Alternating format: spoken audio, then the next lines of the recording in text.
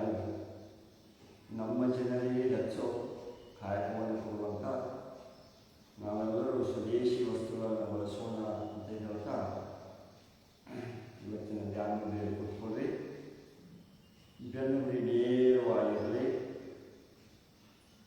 ಕುತ್ತಿಗೆ ನೇರವಾಗಿರಲಿ.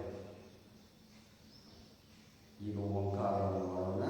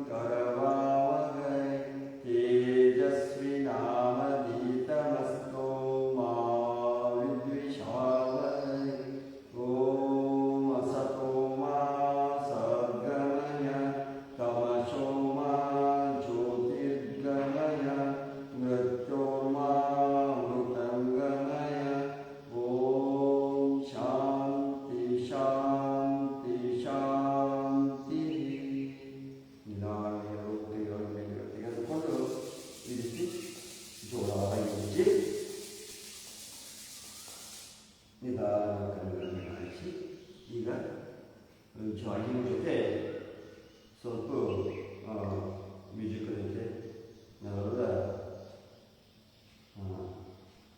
ಮಾಡೋಣ.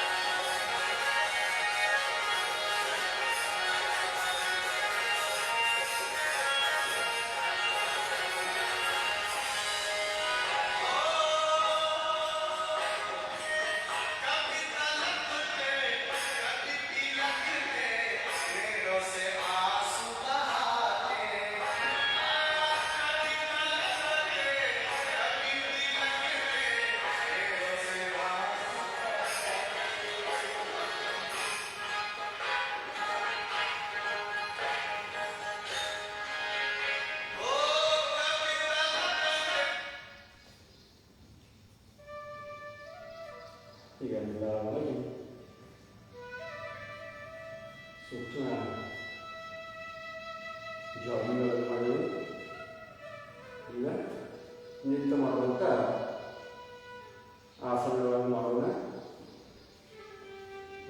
ಬೀಜಿಯವರ ಒಂದು ದಾಸವರ ಗೀತೆಯಲ್ಲಿ ನಾವೊಂದು 5 ನಿಮಿಷ 12 ಜಾಗಿಂಗ್ಗಳು ಹೆಚ್ಚಿಗೆ ಜಾಗಿಂಗ್ಗಳನ್ನು ಮಾಡಿದ್ವಿ. ಇಷ್ಟು ನೀವು ಮಾಡಿದ್ರೆ ಡೈಲಿ 5 ಕಿಲೋಮೀಟರ್ ಹೋಗ್ಬೋದಷ್ಟು ವ್ಯಾಯಾಮ ಮಾಡ್ತೀವಿ. ಬಜ್ಜುಗಳ ಥರ ಇದನ್ನು ಇನ್ನೋಳಾಗಿ ಮಾಡಿ ಖುಷಿಯಿಂದಾಗಿ ಮಾಡಿ ನಾವು ಪ್ರೀತಿಯಿಂದ ಮಾಡಬೇಕು. ನಾವು ಕಲ್ತೀವಿ ಕಲ್ತಿರೋ ಥರ ಅದಕ್ಕೆ ಮನಸ್ಸು ಗೊತ್ತು ಇಷ್ಟಪಟ್ಟು ನಾವು ಜಾಗಿಂಗ್ಗಳನ್ನು ಮಾಡಬೇಕು. ಪ್ರತಿಯೊಂದು ಆಸನ ಸಹ ಹಾಗೆ. ಈಗ ಈ ರೀತಿ ಕಾಲನ್ನು ತಗೊಳ್ಳೋಣ. ಎಡಗಾಲನ್ನು ಇಲ್ಲಿ ತಿರುಗಿಸ್ಬೇಕು. ವೀರಭದ್ರಾಸನ ಇದು ಬೇರೆ ಮಾಡ್ತಾ ಇರೋದು. ಈ ರೀತಿ ಇರಬೇಕು. ಎಡಗೈನ ಈ ರೀತಿ ಓಡಬೇಕು. ಇದರಿಂದ ಬಹಳಷ್ಟು ಲಾಭಗಳು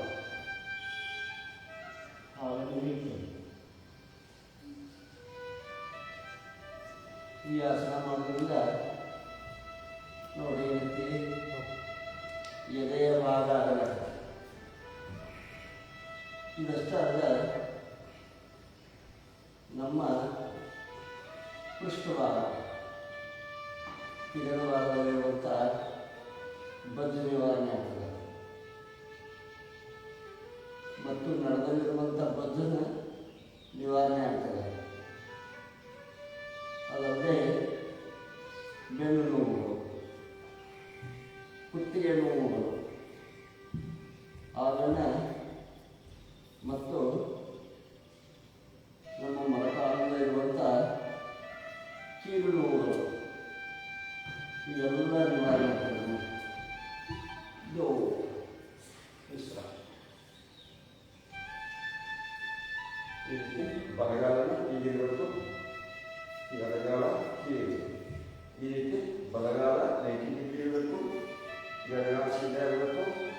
ಬಲಗೈನ ಹೋಗಬೇಕು. ಇದು ಎರಡು ಸಮಾಂತರವಾಗಿದೆ. ಈ ರೀತಿ ನಿಮ್ಮ ಕೈಗಳಂತೂ ನನ್ನ ದೃಷ್ಟಿ ನಿಮ್ಮ ಕಡೆ ಇರಬೇಕು. ನಿಧಾನವಾಗಿ ಇರಬೇಕು.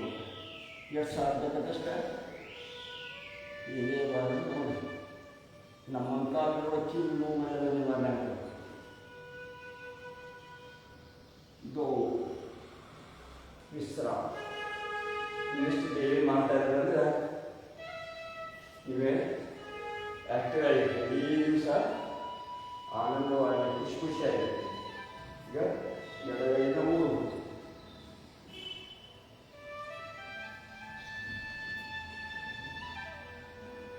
ಇದಕ್ಕೆ ಪಾರ್ಶ್ವಕೋನಾಸನ ಅಂತಾರೆ.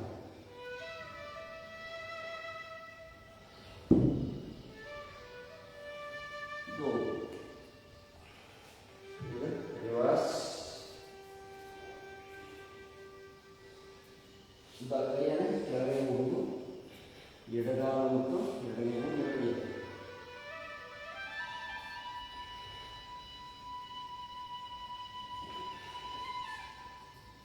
ನೀವು ಎಷ್ಟು ಇದರಿಂದ ಚೆನ್ನಾಗಿ ಗಾಳಿ ಸಿಗ್ತದೆ.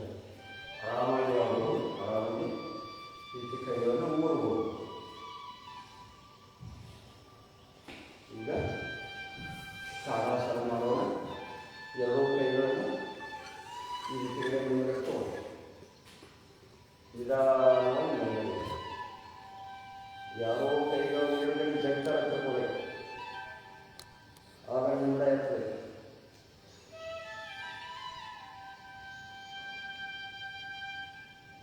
ನಮ್ಮ ಕೈಗಳು ಎರಡೂ ಕೈಗಳು ಬುಚ್ಚುತ್ತಾ ಇರಬೇಕು. ಇದು ಕಿವಿ ಹೆಚ್ಚೆಚ್ಚಿಗೆ ಆಸನದಲ್ಲಿ ಇರಬೇಕು.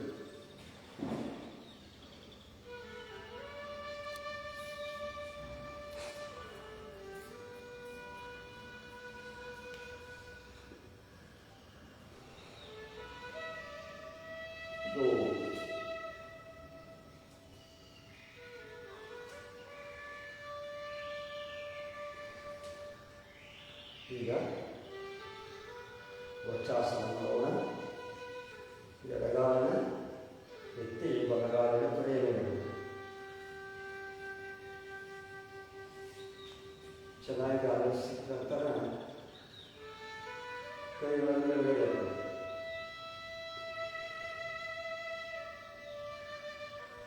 ನಮ್ಮ ಮನಸ್ಸು ನಮ್ಮ ಹೃದಯಕ್ಕೆ ಇಟ್ಕೋಬೇಕು. ನಮ್ಮ ದೃಷ್ಟಿಯನ್ನು ಇಡಬೇಕು.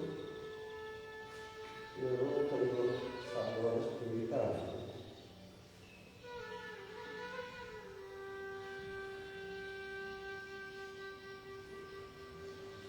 ನಿಧಾನವಾಗಿ ಹಿಡಿತಾ ಇರಬೇಕು.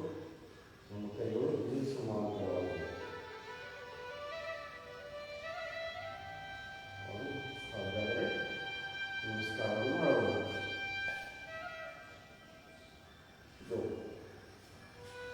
ಈ ರೀತಿ ಬಲಗಾಲನ್ನು ಎತ್ತಿ ಎಡಗಡೆಯ ಮೇಲೆ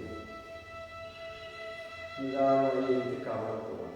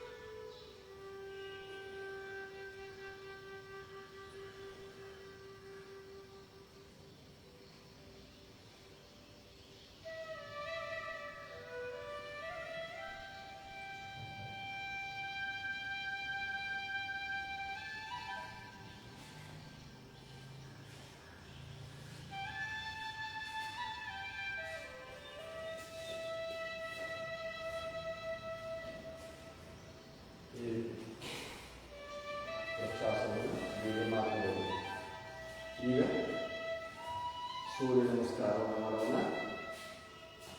ಮಂತ್ರದೊಂದಿಗೆ ಎದೆ ಮೇಲೆ ನಮ್ಮೆಲ್ಲರೂ ಕೈಗಳು ನಮಸ್ಕಾರ ಸ್ಥಿತಿಯಲ್ಲಿರಲಿ. ಓಂ ಮಿತ್ರಾಯ ನಮಃ.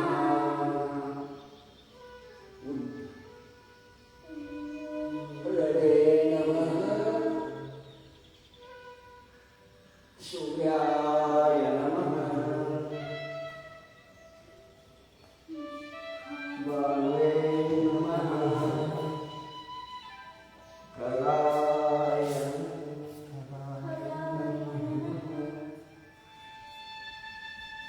ಕುಸುಮೇ ನಮಃ. ಹಿರಣ್ಯಗರ್ಭಾಯ ನಮಃ. ಮರ್ಚೇ ನಮಃ. ಆದಿತ್ಯಾಯ ನಮಃ. ಸವಿತ್ರೇ ನಮಃ. ಅರ್ಕಾಯ ನಮಃ. ಭಾಸ್ಕರಾಯ ನಮಃ. ಓಂ ಶ್ರೀ ಸವಿತ್ರೇ ಸೂರ್ಯನಾರಾಯಣ ನಮಃ. ಈಗ ಆಸನಗಳ ಹೆಸರಿರುವಂಥ ಸೂರ್ಯ ನಮಸ್ಕಾರದ ಆಸನಗಳ ಹೆಸರಿರುವಂಥ ಸೂರ್ಯ ನಮಸ್ಕಾರ ಮಾಡೋಣ. ಓಂ ಪ್ರಣವಾಸನ, ಉದ್ವಸ್ತಾಸನ, ಆದಸ್ತಾಸನ, ದಕ್ಷಿಣ ಸಂಚಾಲನಾಸನ, ಪರ್ವತಾಸನ, ಅಷ್ಟಾಂಗಾಸನ, ಭುಜಂಗಾಸನ, ಪರ್ವತಾಸನ, ವಾಮಸ್ವ ಸಂಚಾಲನಾಸನ, ಪಾದಸ್ಥಾಸನ, ಉದ್ವಸ್ತಾಸನ, ಪ್ರಣವಾಸನ, ವಿಶ್ರಾಮ. ಕೈಯನ್ನು ನಿರ್ಮಾಣ ಮಾಡಿ ಕೂತ್ಕೋಬಹುದು. ಈ ರೀತಿ ವಿಶ್ರಾಮ ಸ್ಥಿತಿಯಲ್ಲಿ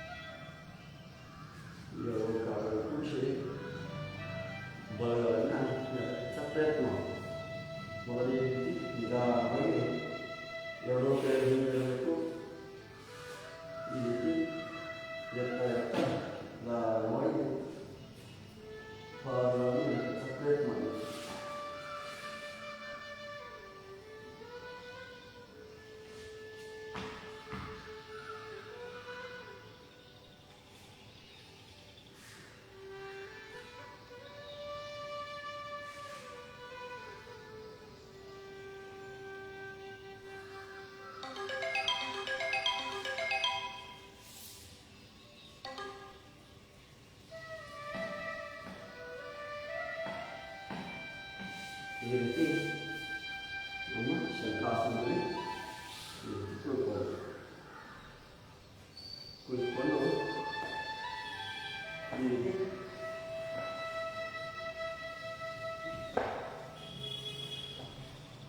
ಆಸನ ಶಂಖಾಸನ ಈ ರೀತಿ ಮಾಡಬೇಕು.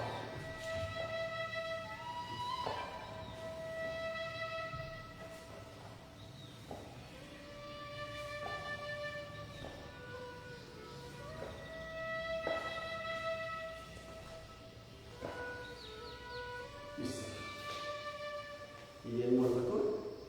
ಈ ರೀತಿ ಕೂತು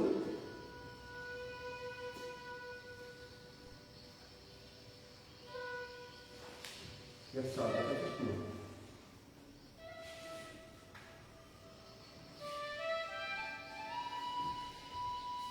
ನಾವು ಎಡಗಾಲು ಬಲಗಾಲು ಮೊದಲ ಈ ರೀತಿ ಕೂಡಬೇಕು.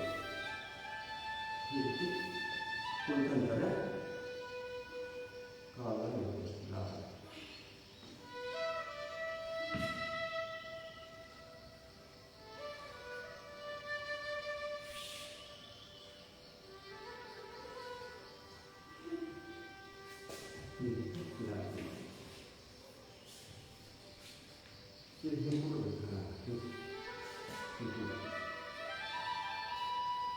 ಮೊದಲನೇ ಕೂಡಬೇಕು.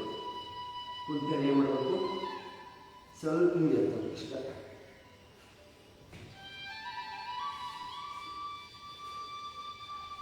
ಈ ರೀತಿ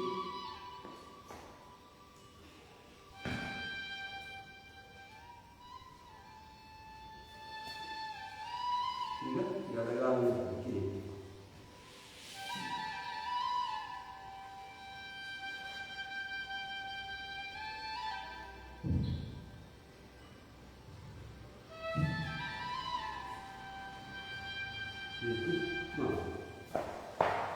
ಈಗ ಏನಾದರೂ ಎಲ್ಲರೂ ಕೊಡ್ತೀವೋ ಮೊಸರನ್ನು ಕೊಡ್ತೀವಿ, ಮಜ್ಜಿಗೆ ಮಾಡ್ತೀವಿ. ಹಂಗೆ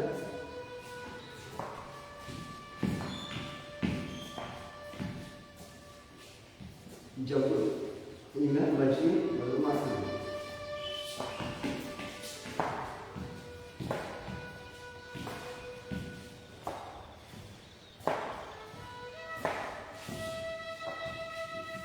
ಇಷ್ಟ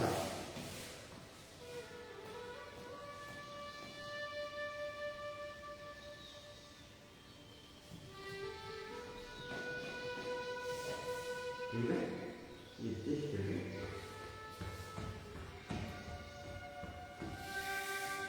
ಬಲವನ್ನು ತೆಗೆದುಕೊಳ್ಳಿ. ಆಮೇಲೆ ಈ ರೀತಿ ಮಗುವಿನ ಕೈ ಹಿಡಿದು ಈ ರೀತಿ ಜೋದು ಮಗುವಿನ ಹೇಗೆ ಮಲಗಿಸ್ತೀರಿ ಹಂಗೆ ನಮ್ಮ ಕಾಲುಗಳನ್ನು ಸಹ ಅವಕ್ಕೆ ಹಾರಿಸಿ ಈ ರೀತಿ ತಗೊಳ್ಳಿ. ಬಲಗಾಲಕ್ಕೆ ಹಿಡ್ಕೊಂಡು ಪೂರ್ಣವಾಗಿ ಕುದಿಸ್ಬೇಕು. ಇದು ಮಾಡಿದರೆ ಏನಾಗ್ತದೆ? ಚೆನ್ನಾಗಿ ಕಾಲನ್ನು ಬಡ್ದು ಕಾಲಿನ ನೋವು ಕೀಲು ನೋವು ನಿವಾರಣೆ ಆಗ್ತದೆ.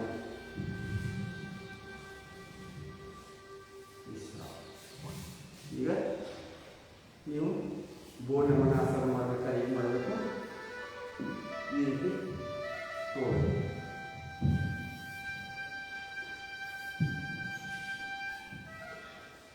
ಆಮೇಲೆ ಏನು ಮಾಡಬೇಕು? ಈ ಕೈಯಲ್ಲಿ ಇಡಬೇಕು, ಎಡಗೈನ ಇಲ್ಲೋ ಬಲಗೈಯಲ್ಲಿ ಇಡಬೇಕು. ಆಮೇಲೆ ನಿಂತು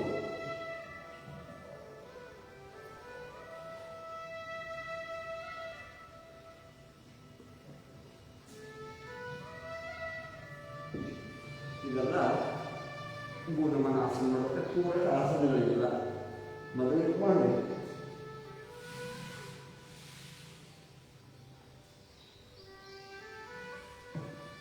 ಆಮೇಲೆ ಏನು ಮಾಡಬೇಕು? ನಿಧಾನವಾಗಿ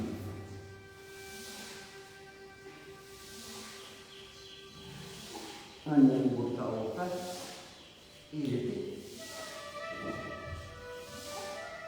ಆಮೇಲೆ ಏನು ಮಾಡೋದು? ಕಾಲನ್ನು ಸರಿಸ್ಬೇಕು.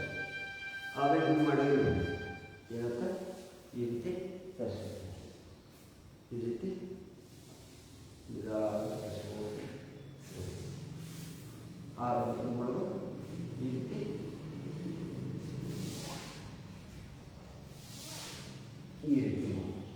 ಆಮೇಲೆ ಏನು ಮಾಡೋದು ಈ ರೀತಿ ಮಾಡೋದು. ಸ್ವಲ್ಪ ಕುಂಟು ಹೆಚ್ಚಿಗೆ ಈ ಆಸನದಲ್ಲಿ ಇರುವುದಕ್ಕೂ ಹೆಚ್ಚೆಚ್ಚಿಗೆ ಈ ಆಸನದಲ್ಲಿ ಕುಳಬೇಕು. ಈ ರೀತಿಯೇ ಕೂತಿರಿಂದ ಈ ನೆಲದ ಭಾಗ ಮತ್ತು ಇಲ್ಲೆಲ್ಲ ನೋವುಗಳು ಕಡಿಮೆ. ಈ ರೀತಿ ನಮ್ಮ ದೃಷ್ಟಿ ಎರಡೂ ಕೈಗಳಿಗೆ ತೀರಬೇಕು. ಇದನ್ನೇ ಏನು ಮಾಡಬೇಕು, ಇಷ್ಟು ಮಾಡ್ತಾ ಮಾಡ್ತಾ ಏನು ಮಾಡಬೇಕು, ಇಲ್ಲಿ ಎರಡೂ ಕೈಗಳನ್ನು ಈ ರೀತಿ ಹೋಗಬೇಕು. ನಿಧಾನವಾಗಿ ಮಾಡಬೇಕು.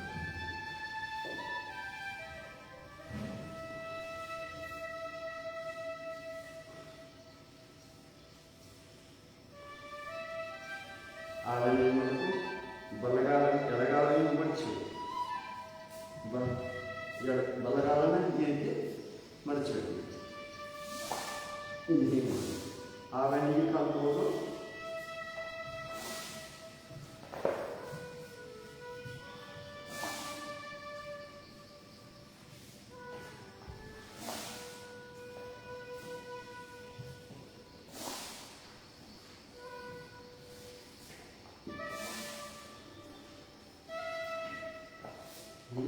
ಈ ರೀತಿ ಸೂಕ್ಷ್ಮ ವಿಜಯವಾಗುವಂಥ ಆಸನ ಮಾಡಬೇಕು. ನಾವೀಗ ಹೊಟ್ಟೆಯನ್ನು ಮೇಲ್ಗಡೆ ಮಾಡುವಂಥ ಇದೆಲ್ಲ ಆಸನಗಳನ್ನು ಮಾಡ್ಬೋದು. ಇದು ಉತ್ಥಾನ ಅಂತಂದರೆ ಈಗ ಭೂಮಿಯಿಂದ ಒಂದು ಏನನ್ನು ಎತ್ತೋದು. ಇಲ್ಲಿ ನಮ್ಮ ಜಠರಕ್ರಿಯೆ ಚೆನ್ನಾಗಿ ಕೆಲಸ ಮಾಡ್ತದೆ. ಈ ಭಾಗ ನೋಡಿ ಇಷ್ಟೇ ಒಂದು 6 ಇಂಚ್ 6 ಇಂಚ್ ಹೆಚ್ಚೆಚ್ಚಿಗೆ ಆಸನದಲ್ಲಿ ಇರಬೇಕು.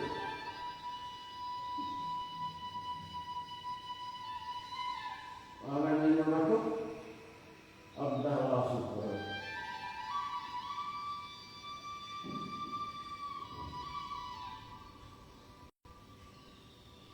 ಈ ರೀತಿಯಾಗಿ ಮಾಡಬೇಕು. ಸರ್ವಾಂಗಾಸನ ಅಲ್ಲೇ ಶೀರ್ಷಾಸನ ಬಂದವರು ಸರ್ವಾಂಗಾಸನವನ್ನು ಮಾಡಬಹುದು. ಆ ಶೀರ್ಷಾಸನದಷ್ಟೇ ಸರ್ವಾಂಗಾಸನ ಲಾಭ ಕೊಡಬೇಕು. ಈ ರೀತಿ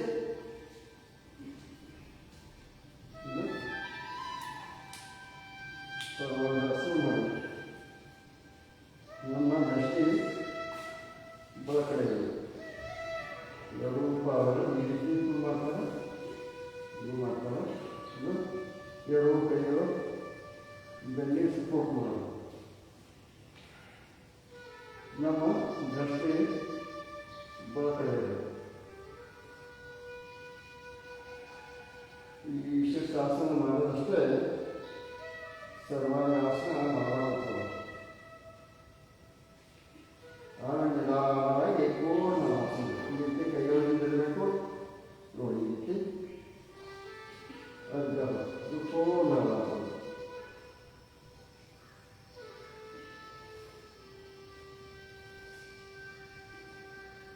ಈ ರೀತಿ ಮಾಡೋದ್ರಿಂದ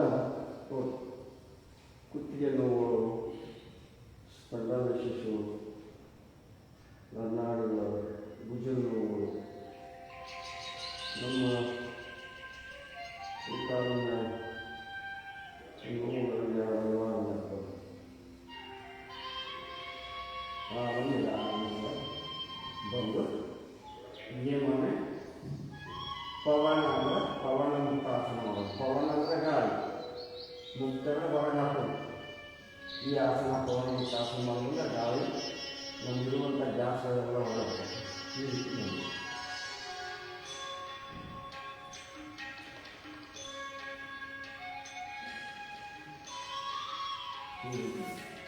ಒಂದೊಂದು ಕಾಲಿನೂ ಮಾಡ್ತಾರೆ. ಈ ರೀತಿ ಮಾಡ್ಕೊಂಡು ಈ ರೀತಿ ಮಾಡಬೇಕು. ಇಲ್ಲೇ ಏನು ಮಾಡಬೇಕು, ಯಾರಿಗೆ ಬೆನ್ನು ನೋವು, ಬಾವಲಿಗೆ ಬೆನ್ನು ನೋವು ಜಾಸ್ತಿ ಇರ್ತದೆ, साइकिल बस वाहन चालक ನಡೆದು ಮಾಡಬೇಕು. ಈ ರೀತಿ ನಮ್ಮ ನಡುವಿನ ನಿವಾರಣೆ ಮಾಡ್ಕೊಳ್ಳೋಕೆ ಮಾಡಬೇಕು. ಕಂದರಾಸನ ಅಥವಾ ಸೇತು ಬಂದಾಸನ ಅಂತಾರೆ. ಈ ಎರಡು ಹಿಂಗಾಗಿ ಹಿಡ್ಕೋಬೇಕು. ನಿಧಾನವಾಗಿ ಪೂರ್ತಿ ಎತ್ತಬೇಕು. ನೋಡಿ, ಇದರಿಂದ ನಡು ನೋವು ನಿವಾರಣೆ ಆಗ್ತದೆ. ಬೆನ್ನು ನೋವು ಈ ರೀತಿ ಹೆಚ್ಚಿಗೆ ಇಡಬೇಕು. ಇದನ್ನು ಏನು ಮಾಡಬೇಕು? ಸೇತು ಬಂದಾಸ. ಎರಡೂ ಕೈಗಳನ್ನು ಕೆಳಗೆ ಇಡಬೇಕು. ಕೈಗಳನ್ನು ಸಪೋರ್ಟ್ ಮಾಡಬೇಕು. ಸೈಕಲ್ ಮಾತ್ರ ಹಾಗಾಗಿ ಹಾಕಬೇಕು. ಇದು ಈ ಆಸನದಿಂದ ಬೆನ್ನು ನೋವು, ಕುತ್ತಿಗೆ ನೋವು ಈ ರೀತಿ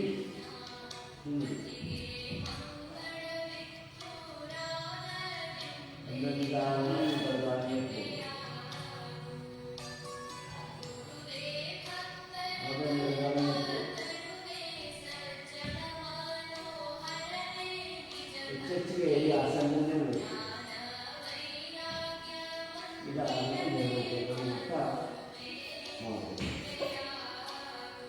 ಇದ ಆಸನದಲ್ಲಿ ಮತ್ತೆಂದು ಆಸನ ಮಾಡಬೇಕು. ಈ ರೀತಿ ನಾವು ಪದ್ಮಾಸನವನ್ನು ಹಾಕೊಂಡು ಈ ಒಂದು ಏನು ಮಾಡಬೇಕು? ಕುತ್ತಿಗೆಯನ್ನು ಹಿಂಗಟ್ಟು ಈ ರೀತಿ ಸಿದ್ಧಗೊಳಿಸಿಕೊಳ್ಳಬೇಕು. ಈ ರೀತಿ ಮುಖ್ಯ ಆಸನ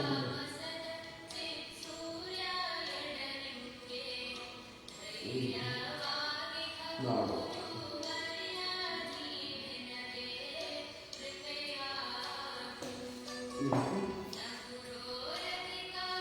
ಇದರಲ್ಲಿ ನಾವು ರಿಪೇರ್ ಮಾಡೋದು.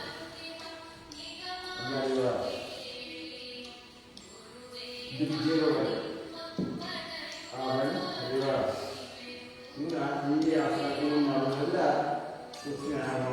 ಏನಾಗ್ತದೆ? ಬಡ್ಡಿ ನಿವಾರಣೆ ಆಗ್ತದೆ. ವೇಟ್ ಕಡಿಮೆ ಆಗ್ತದೆ.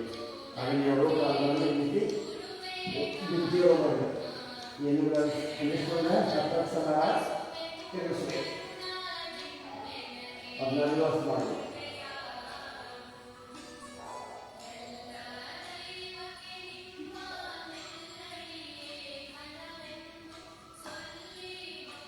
ಆಮೇಲೆ ಒಂದು ಸೈಕ್ಲಿಂಗ್ ಮಾಡಿದ್ದೀವಿ. ಅದನ್ನ ರಿವರ್ಸ್ ಎಡವನ್ನು ಹಿಂದಕ್ಕೆ ತುಳಿಬೇಕು. ಆಮೇಲೆ ಎಡಗಾಲನ್ನು ಇಳಿತು ನಾವು ಪೂರ್ಣವಾಗಿ ಚಾಲನೆ ಸೈಕಲ್ ಹೊಡಿತಿರ್ತಿಲ್ಲ. ಅಂದರೆ ರಿವರ್ಸ್ ಹೋಗೋಕೆ ಏನು ಮಾಡ್ತಾರೆ? ಹೀಗೆ ರಿವರ್ಸ್ ಹೋಗೋದು. ಈಗ ಎರಡೂ ಕಾಲುಗಳಿಂದ ಏನು ಮಾಡಬೇಕು? ಈ ರೀತಿ ಕಾಲವನ್ನು ಇಡಬೇಕು. ನೋಡಿ, ನಾವು ಇದು ಮಾಡೋದ್ರಿಂದ ಬಸ್ಸು ವೇಟು ನಡುವ ಶಕ್ತಿ ಕೊಡ್ತಾರೆ. ಈ ರೀತಿ ರಿವರ್ಸ್ ಕಾಲನ್ನು ಹೊಡೆಯಬೇಕು.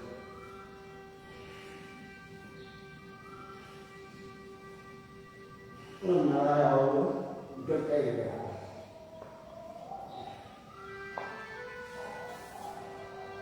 ಆಮೇಲೆ ಮರ್ಕಟ ಆಸನ. ನೋಡ್ರಿ, ಎರಡೂ ಕಾಲುಗಳನ್ನು ಕೈಯಾಗಿರಬೇಕು. ಈ ರೀತಿ ಎಡಗಾಲ, ಎರಡೂ ಕಾಲುಗಳು ಎಡಗಾಲಿನ ಹಿಂಬಂದ ಬಲಗಾಲ ಹೊಂದಿರಬೇಕು. ನಮ್ಮ ಕುತ್ತಿಗೆ ಒಳಗಡೆ ತಿರುಗಿರಬೇಕು. ಅಂಗೈಗಳು ಆಕಾಶ ಹೋಗ್ತಾ ಇರಬೇಕು. ಆದರೆ ರಿವರ್ಸ್ ನೋಡಿ, ಇದು ಮಾಡಿದ್ರಿಂದ ಯಾರಿಗೆ ಬೆನ್ನು ಕಡಿಮೆ ಆಗ್ತದೆ. ವಾಹನ ಚಾಲಕರಿಗೆ ಆಸನ ಮಾಡಬೇಕು. ಒಳ್ಳೆಯ ಒಂದು ನೆನಪು ಸಿಗ್ತದೆ, ಲಾಭ ಸಿಗ್ತದೆ. ಅವನ್ನೆಲ್ಲ ನಿವಾರಣೆ ಆಗ್ತದೆ. ಅದು ಡೈಲಿ ಅವರು ವಾಹನ ಚಾಲಕರು ಕಂಪನಿಗಳು ಕೆಲಸ ಮಾಡ್ತಿರ್ತಾರಲ್ಲ, ಅವರು ಈ ಆಸನಗಳನ್ನು ಮಾಡೋದ್ರಿಂದ ಬೆನ್ನು ನಡುವು ಕೈಗಳನ್ನು ಕಳಿಸ್ತಾರ ನೋವುಗಳನ್ನು ನಿವಾರಣೆ ಆಗ್ತದೆ. ಕುತ್ತಿಗೆ ನೋವು ನಿವಾರಣೆ ಆಗ್ತದೆ. ನೋಡ್ರಿ, ಮಾಡೋದ್ರಿಂದ ಪೂರ್ತಿ ಮಾಡಬೇಕು. ಒಂದು 10 ಸಲ ಈ ರೀತಿ ಮಾಡಬೇಕು.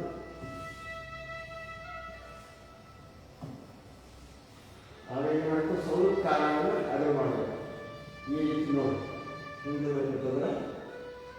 ಬಲಗಾಲಿನ ಹಿಂಬಳಿ ನಮ್ಮ ಬಲಗಾಲಿನ ಮೊಣಕಾಲು ಎರಡೂ ನೆಲಕ್ಕಾಗಿರ್ಬೇಕು. ನಮ್ಮ ಕುತ್ತಿಗೆ ಬಲಗಡೆ ಇರಬೇಕು. ಅಂಗೈಗಳ ಆಕಾಶ ಅಂತ ಇರಬೇಕು. ಈ ತ್ರಿವಾಸ್ ಈಗ ಬಲಗಾಲಿನ ಹಿಂಬಳಿಸಿದೆ, ಎಡಗಾಲಿನ ಮೊಣಕಾಲು ನಮ್ಮ ಕೈ ಬಲಗಡೆ ತಿರುಗಿರ್ಬೇಕು. ಈ ರೀತಿ ಮಾಡಿ ಈ ರೀತಿ ಸ್ಪೀಡ್ ಮಾಡಿ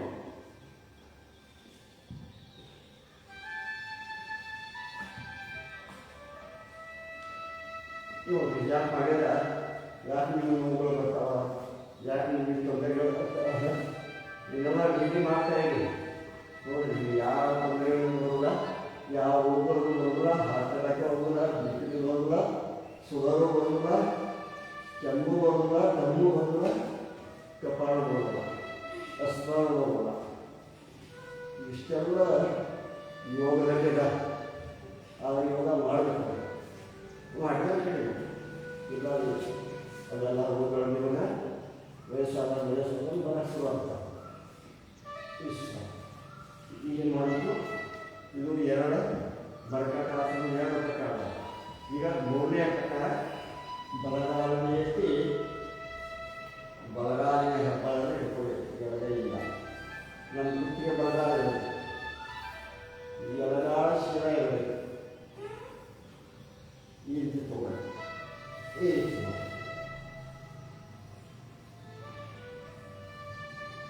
ಈ ರೀತಿ ಮತ್ತು ಎರಡು ಬಲಗಾಲು ಮತ್ತು ಎಡಗಾಲನ್ನು ಈ ರೀತಿ ನೋಡಿ. ಇವು ಮರ್ಕಟಾಸನ. ಇದರ 5 ಪ್ರಕಾರಗಳ. ಈಗ ನಾವು 3 ಪ್ರಕಾರಗಳನ್ನು ಮಾಡೋಣ. ಈಗ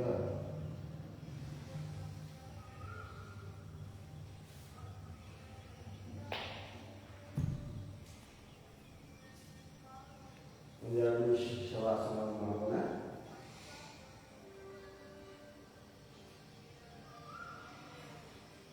ಆಸನ ಮಾಡಿ ಬಂದಿದೆ. ಈ ದೇಹಕ್ಕೆ ಶವಾಸನದ ವಿಶ್ರಾಂತಿಯನ್ನು ತಗೊಳ್ಳೋಣ.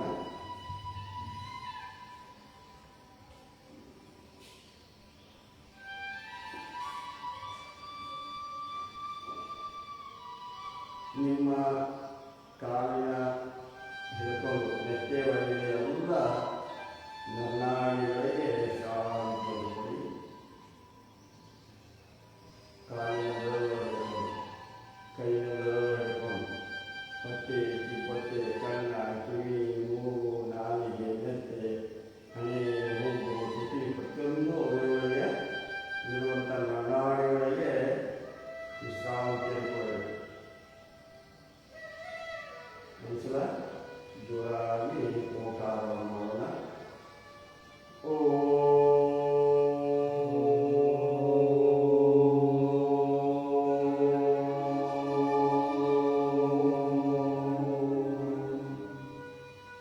ಓಂಕಾರದ ಸ್ವರಗಳನ್ನು ದೇಹದ ತುಂಬೆಲ್ಲ ಪಸರಿಸಿ ಇಡೀ ನಡವಳಿಕೆಯಲ್ಲಿ ಆನಂದವಾಗಿರಲು ಸಹಕಾರಿಯಾಗುವುದು.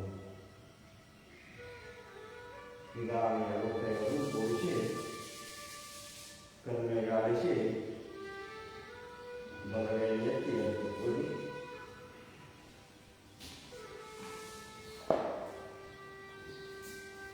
ಈಗಾಗಲೇ ಟೈಮ್ ಆಗಿದೆ. ನಾವು ಓಂಕಾರವನ್ನು ಮಾಡಿದ್ದೇವೆ. ಮತ್ತೆ ನಾಳೆ 6:30 ಗಂಟೆಗೆ ಬೆಳಗ್ಗೆ ಇವೆಲ್ಲ ಆನ್ಲೈನಲ್ಲಿ ಬಂದು ಭಾಳಷ್ಟು ಮಂದಿ ನಮ್ಮ ಯೂಟ್ಯೂಬು SKH ಯೋಗ SKH ಅಥಣಿ ಯೂಟ್ಯೂಬ್ ನೋಡ್ಬೋದು. SK ಒಳಗೆ ನಾವು ಫೇಸ್ಬುಕ್ಕನ್ನು ನೀವು ನೋಡಿ ಯೋಗವನ್ನು ಏನು ಕಲಿಬೋದು ಅಂತ ಹೇಳ್ತಾ ಇದ್ದೀವಿ. ಯಾರೂ ಕಲಿತಾ ಇಲ್ಲ, ಯಾರು ಮಾಡೋಕ್ಕೆ ಸಾಧ್ಯ ಇಲ್ಲ. ಕಲಿಕೆ ಯಾರು ಕಲಿಲಿಕ್ಕೂ ನಾವರ ಮಾಡಲೇಬಾರ್ದು. ನಮ್ಮ ಆರೋಗ್ಯ ಸಲುವಾಗಿ ನಾವಂತೂ ಮಾಡಲೇಬೇಕು. ನಿಮಗೂ ಒಳ್ಳೆಯದಾಗಲಿ ಅನ್ನುವಂಥ ಉದ್ದೇಶ ಇಟ್ಕೊಂಡ ನಿಮಗೆ ಸಮಯ ಸಿಕ್ಕಾಗ ಓಪನ್ ಮಾಡಿ ನೋಡಿ. ಬೆಳಗ್ಗೆ ಆಗಲ್ಲ, ಅದಕ್ಕೆ ಯಾರು ಏನು ಮಾಡೋಕ್ಕೆ ಬರೋಂಗಿಲ್ಲ. ಸೂರ್ಯ ಏಳೋದಕ್ಕಿಂತ ಮೊದಲೇ ಹೇಳಬೇಕು. ಯಾರು ಸೂರ್ಯ ಎದ್ದಂತ ಹೇಳ್ತೀರಿ ಅವ್ರ ರೋಗಕ್ಕೆ ಕೆಟ್ಟದ ಬುದ್ಧಿ. ನಿಮ್ಮ ರೋಗಗಳು ಬಂದ ಬರ್ತಾವೆ, ಯಾರು ಏನು ಮಾಡೋಕ್ಕಾಗಿಲ್ಲ. ಅದಕ್ಕೆ ನಿಮ್ಮನ್ನು ನೀವು ಆರೋಗ್ಯವನ್ನು ಚೆನ್ನಾಗಿ ಇಟ್ಕೋಬೇಕಾಗ್ತಂದ್ರೆ ಡೈಲಿ ಬ್ರಾಹ್ಮಿ ಮುಹೂರ್ತದಲ್ಲಿ ಹೇಳ್ಬೇಕು, ಯೋಗ ಮಾಡಬೇಕು, ಚೆನ್ನಾಗಿ ನಿದ್ರೆ ಮಾಡಬೇಕು, ಚೆನ್ನಾದ ಆಹಾರವನ್ನು ಒಳ್ಳೆಯ ಆಹಾರವನ್ನು ಸ್ವೀಕಾರ ಮಾಡಬೇಕು, ಒಳ್ಳೆಯ ಮನಸ್ಸನ್ನು ಇಟ್ಕೊಳ್ಬೇಕು. ಇದೆಲ್ಲವನ್ನು ಇಟ್ಕೊಂಡ್ರೆ ಅಷ್ಟಾವನ್ನ